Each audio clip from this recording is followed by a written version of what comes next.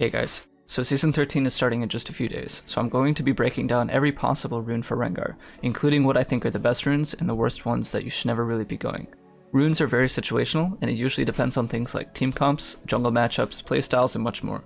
So this video is meant to be more of a guide than a rule. I will also be giving you guys multiple examples of why I choose one rune over another in certain games, so you can apply this knowledge to your own games.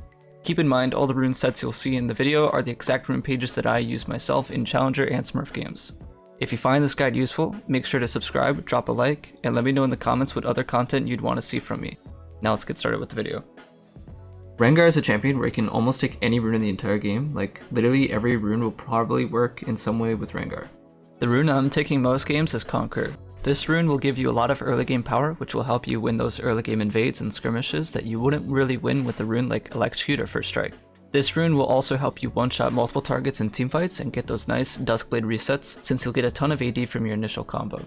The only thing I see myself changing in this page is the secondary page. Most games I'll go Domination for sudden impact and Relentless Hunter for the extra damage and movement speed, but if I plan on going Edge Knight against champions that can stop my leap, I'll go Inspiration secondary for Futures Market and free boots, since you'll want Futures Market to hit your Dirk power spike off your first recall, and you don't want to be spending gold on boots since it'll delay your item spikes.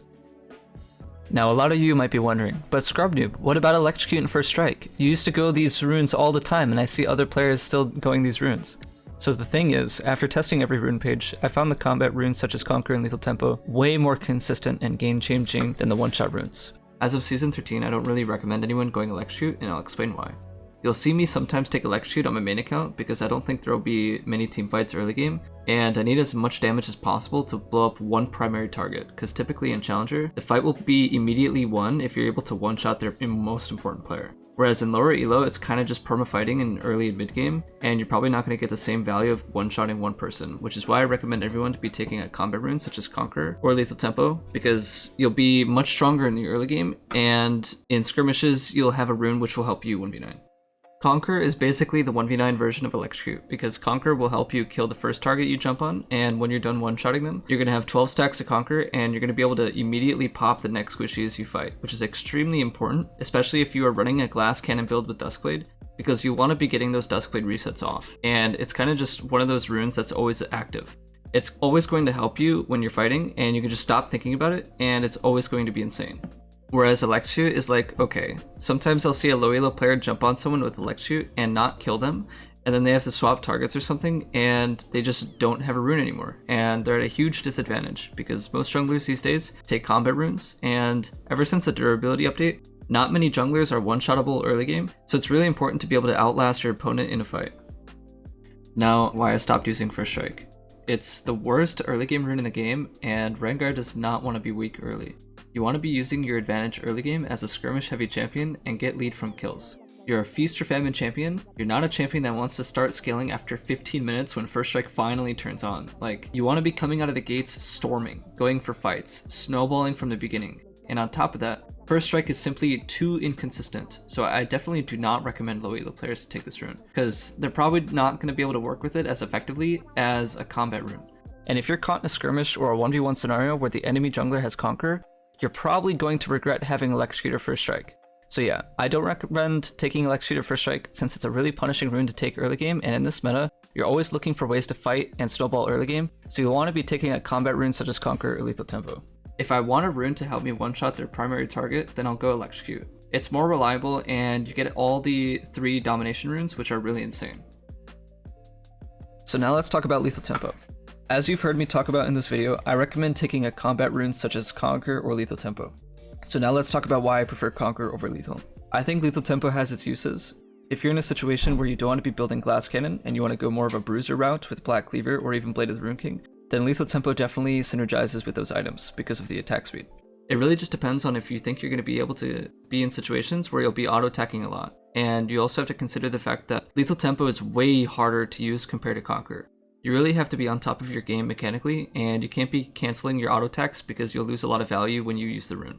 And you really want to know how to min-max your damage with Lethal Tempo, because it's definitely a 1v9 rune, but yeah, it's just hard to use. You can interchangeably take Conqueror or Lethal Tempo, it just really depends on what you're building. But honestly, I've been finding myself going Glass Cannon almost every game, And if you're going Glass Cannon, you're probably not going to get the most value out of a rune like Lethal Tempo because you're simply too squishy to utilize it. Whereas Conqueror gives you raw attack damage and boosts the damage of your whole kit so you can one-shot your primary target, and then swap to the secondary squishy with Duskblade Stealth and one-shot them with an insane amount of AD. So yeah, Lethal Tempo does work, but I recommend it over Conqueror if you plan on going Bruiser, since Lethal Tempo synergizes a lot more with items like Black Cleaver and Blade of the Rune King. I'll give you a scenario where I took Conqueror and I didn't think Lethal Tempo was good. This game, for example.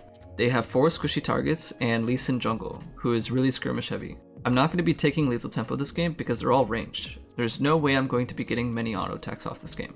I want to be able to take Conqueror and be able to invade this Lee Sin early and beat him, and at the same time in teamfights, I want to be able to one-shot someone and then be able to swap targets and one-shot the next. I want to be able to use my Duskblade invisibility and absolutely obliterate them, which makes Conqueror the perfect rune, whereas if I took Lethal Tempo, I'm kind of just walking around probably not getting many auto attacks off.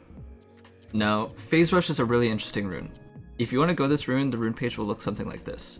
There's very few scenarios I would take Phase Rush, but I'll talk about the niche situations in which you would take it.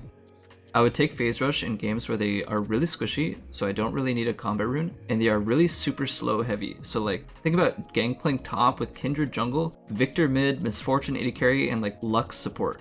So you need to be able to remove slows, dodge skill shots, and they can't have any hard CC.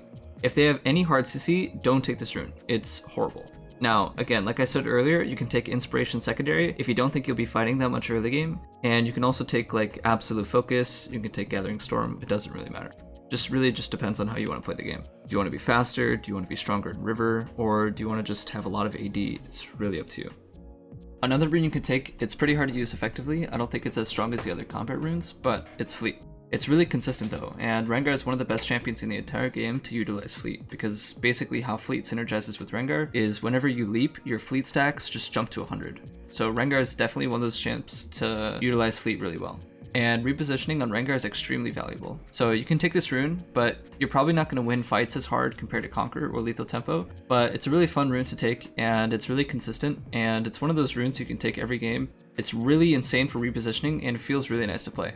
It's kind of hard to use because you constantly have to be moving, since if you're standing still, your Fleet stacks won't go up. So it's definitely a higher APM rune. Now, there are actually some scenarios where I take Dark Harvest. They literally have to be 5 of the squishiest champs in the entire game, and I'm on a Smurf account or something. So if you're smurfing and you run into a scenario where they're all squishy, then Dark Harvest can actually be good. So that's it for the rune guide.